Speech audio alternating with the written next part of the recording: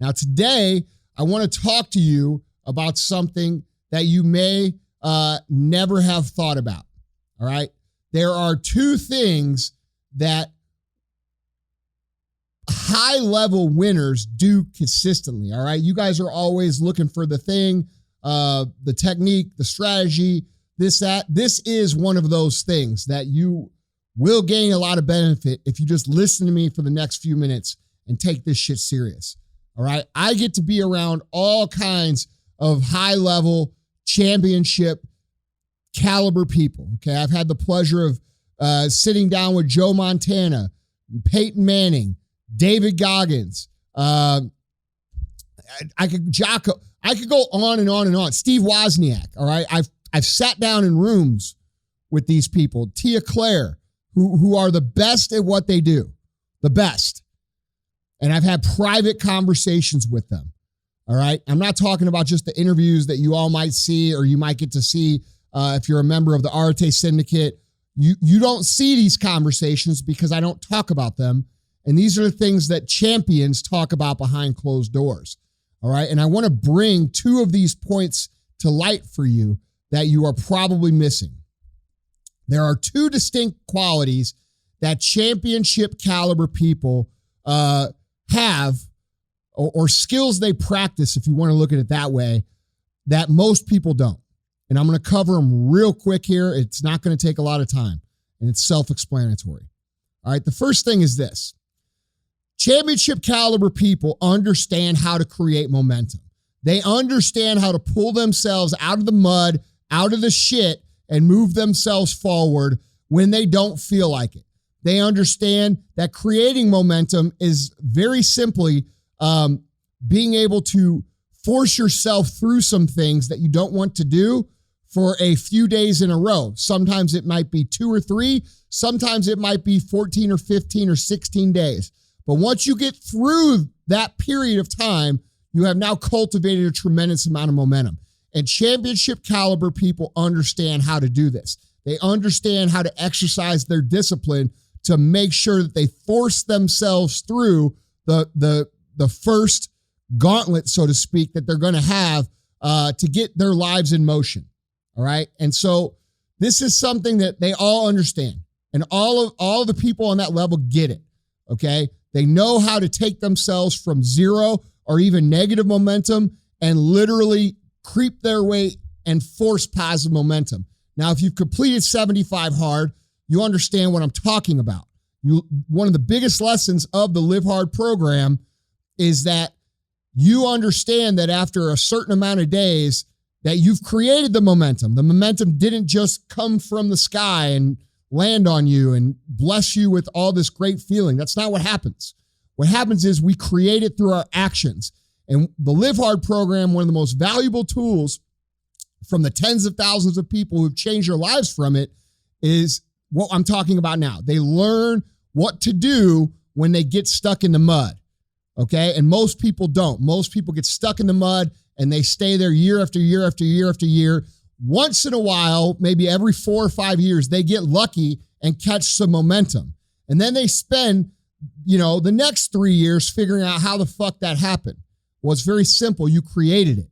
You created it because you exercised just enough discipline to pull yourself out and get yourself going. And you're mistaking your actions to create it as some sort of gift from the universe, which it's not.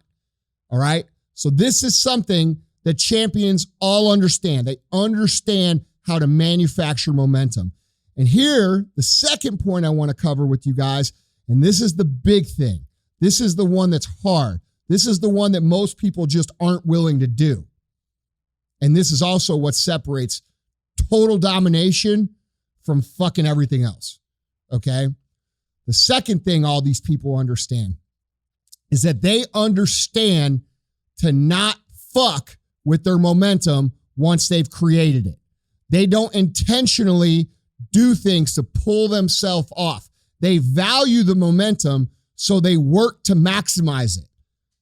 Okay? Most people, when they get some momentum, what they do is they celebrate. And I'm just going to use the idea of diet and fitness here because I think most people will understand that.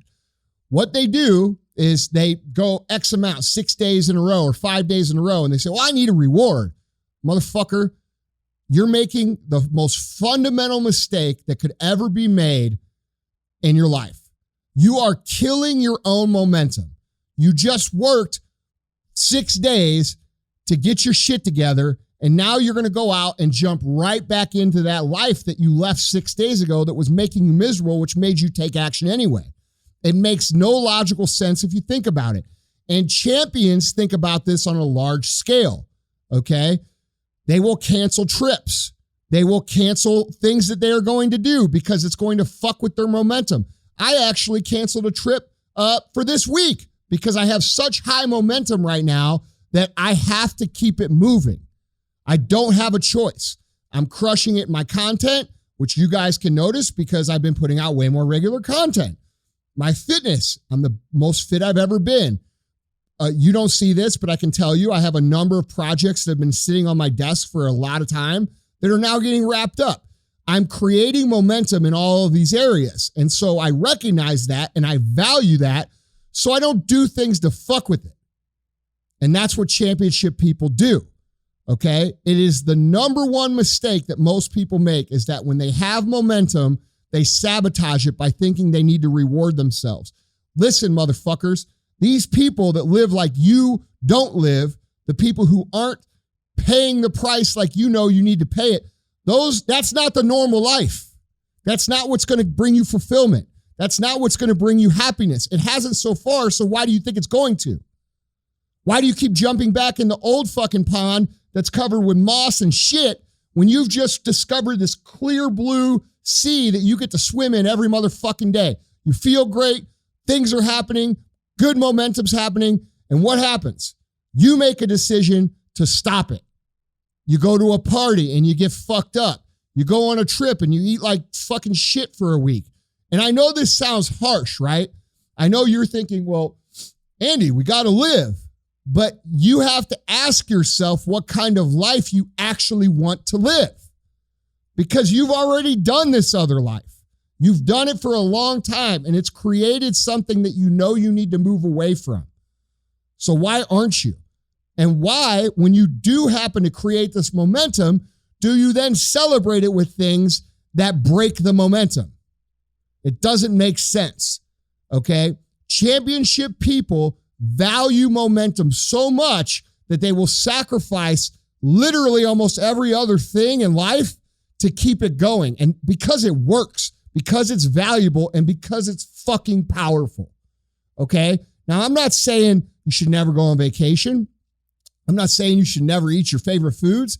That is not what I'm saying at all. What I'm saying is that you should be mindful of these concepts.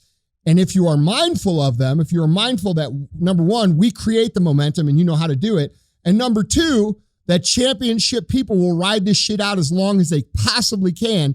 And then what happens when they come off?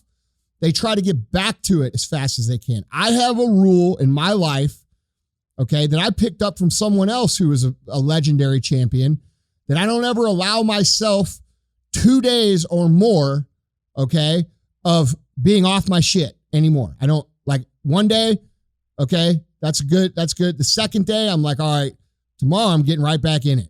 All right. And that happens like once every 6 months or 7 months. All right. It used to happen every fucking weekend. And when I was happening every fucking weekend, guess what? I was 350 pounds.